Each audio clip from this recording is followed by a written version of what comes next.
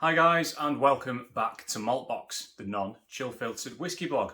I'm Andy and I'm back here today with another whiskey review, and this time this is a whiskey that I've not even opened yet, so this is going to be the first time that I try it with you guys. It is a whiskey from a supermarket. It's a whiskey from a supermarket that I've actually reviewed quite a few whiskies from. If you look over at maltboxwhiskey.com, recently I reviewed their Abrachan core range.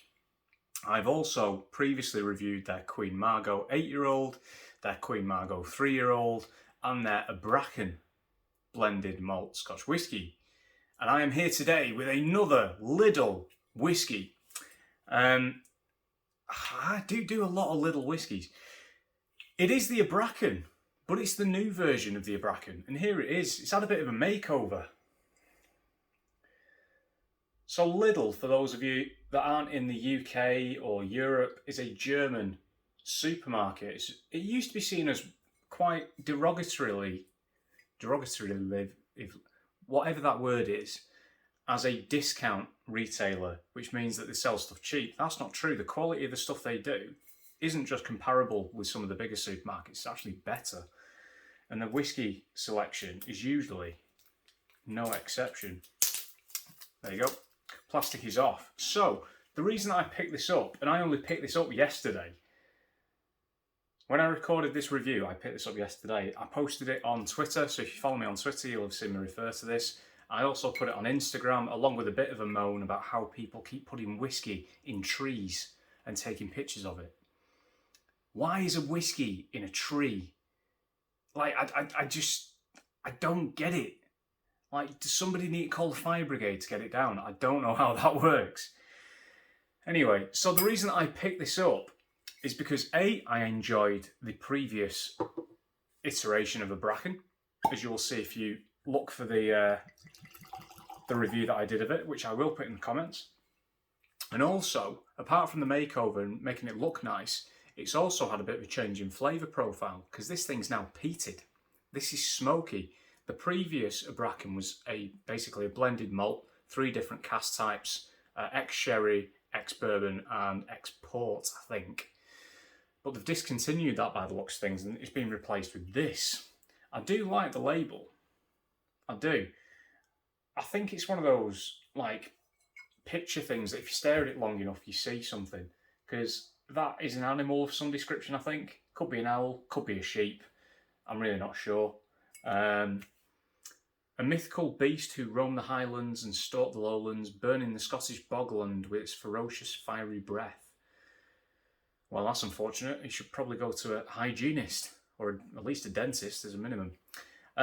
So this is now bottled at 41%, which is pretty random. The previous iteration was bottled at 42%. Which even then was a little bit weird, but 41%, that's not going to make any difference to 40%, basically, in terms of intensity of flavour, intensity of profile, viscosity. It's not really going to make any difference. It's 1%. But I do quite like how it's a little bit quirky.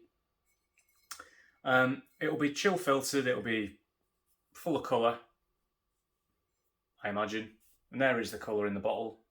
A very kind of, well, coloured whiskey colour.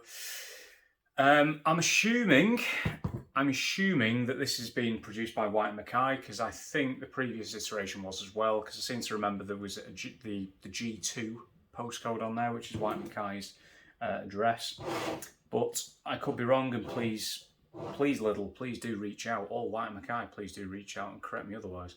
So again, I mean, the colour, I'm not going to focus too much on it, because it will be full of E150. Again, I mean, poor Coca-Cola and Pepsi will be scrabbling for new suppliers because there's that much in it. But on the nose, here we go.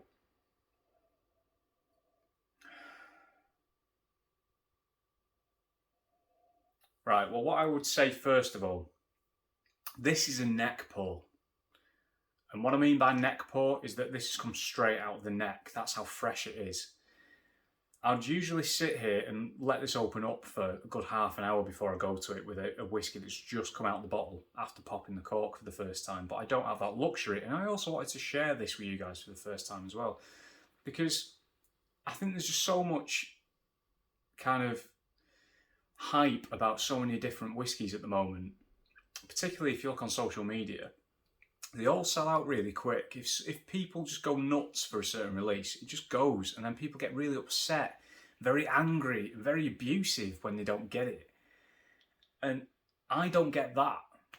It's whiskey, it's a drink, chill out. Just chill out. There's plenty of whiskey to go around. And again, if you pop down to your local Lidl supermarket, you can pick one of these up, try it with a few mates, see what you think. And, you know, I mean, this costs 16 quid, £16. You're not going to lose anything by spending 16 quid for a start. Just relax. But it is quite closed because it is that neck pour. So it is a little bit more in on itself than it usually would be. This will take time to open up. In the bottle, a couple of weeks, a little bit of air in there, maybe a couple of drams in between to create more space for more air. It will open up over time.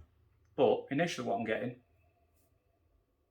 coffee, namely wet coffee grinds. Now, I don't drink instant coffee. Usually I have a grinder, I have an espresso machine, not an Nespresso, an espresso. I used to have an Nespresso machine, but I don't really like killing the planet with these little pods.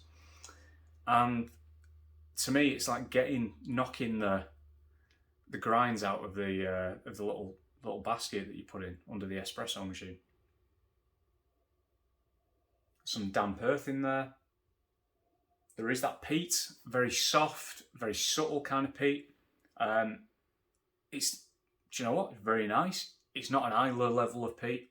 It's not going to be the kind of peat that is the predominant flavour profile, I don't think. I don't think it's there to do that. I think like anything else, I mean, this is a blended malt, so this will be made of malts from different distilleries. A single malt is a malt whiskey produced at a single distillery. That's what makes it a single malt. As soon as you put two single malt whiskies together from different distilleries, that's a blended malt. It used to be called a vatted malt, but the SWA didn't like that. Therefore, the blended malt terminology came around. I think I mentioned that in the last Abrachan review, actually, funnily enough. Sort of like burning leaves kind of going on, you know, like in autumn when you get your gardens basically falling apart. You're burning leaves, you're burning old bits of wood and stuff. Some chocolate, hot chocolate probably, rather than bar chocolate.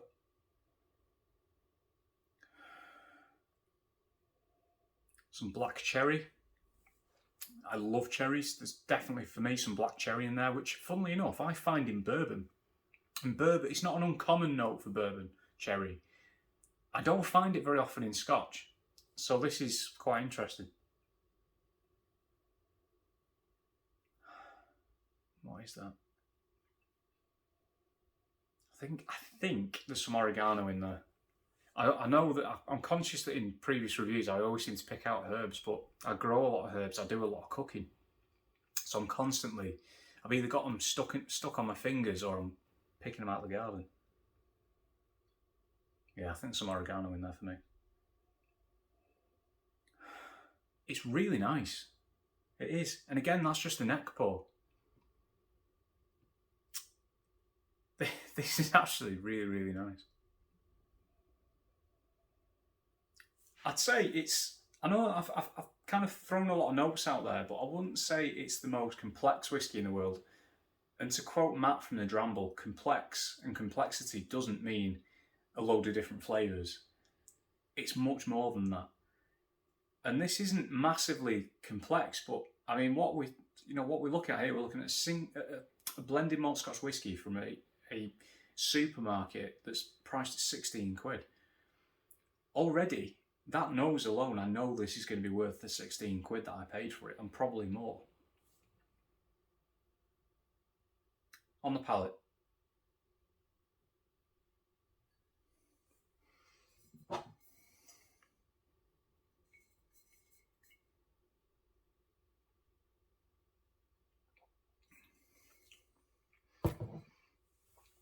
Right. The peat becomes much more apparent on the palate straight away. But there's also initially a really spicy, black peppery kind of hit on your tongue. My tongue is tingling, which I wasn't expecting for something at 41%. Because again, guys, 41% isn't strong in terms of whiskey. Bare minimum, 40%. That's the legal bare minimum that Scotch whiskey can be. So the extra 1%, I wouldn't have expected to make that much of an impact. And I don't think it has. I just think it's whatever's in here. It's surprisingly big. That's what I'd say.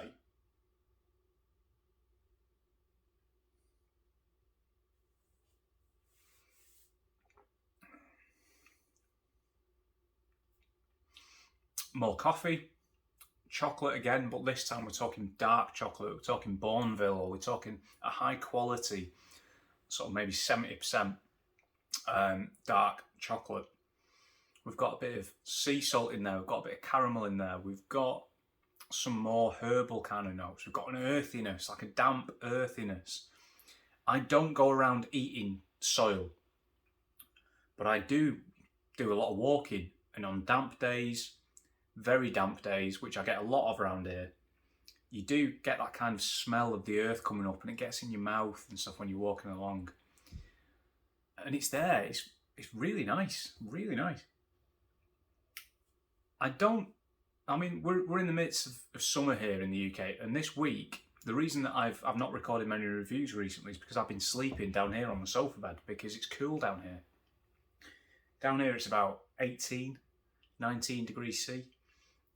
Upstairs, just one floor up, it was about 26, 27, 28 degrees. And that's in the morning. So, I mean, it's been getting hotter than that. And this isn't the kind of whiskey that I would drink in that heat. I go for very light, ex-bourbon led, very kind of floral, vanilla, very fresh kind of whiskies. But I'm still enjoying this. I wouldn't normally drink it in this weather, but this is more of an autumnal dram, I think, for me. But I love autumn. It's probably my favourite season. There's no real information on the back as to the producer, but I suppose that helps to kind of safeguard both its price and its provenance for the producers. But,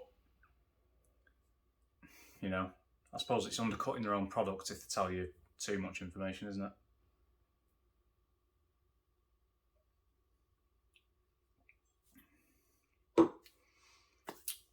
Got some toffee notes in there. Probably more treacle than toffee.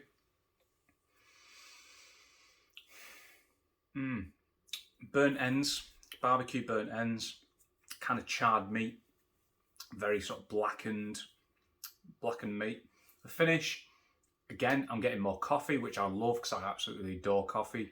More chocolate, a little bit of spice in there, but not too much. It's becoming sweeter as time goes on. You've got some herbs in there as well.